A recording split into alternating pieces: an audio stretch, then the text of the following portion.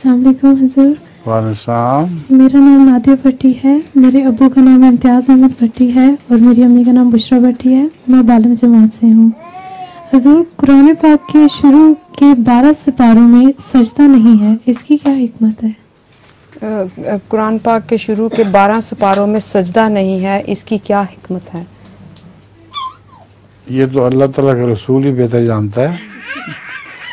जहाँ सजदे का हुक्म है वहाँ हज़रत सल्लल्लाहु अलैहि वसल्लम सजदा किया करते थे और पहले 12 पारों में वो नहीं आता कहीं, इसलिए हम तो वसल्लम की पैरवी करते हैं।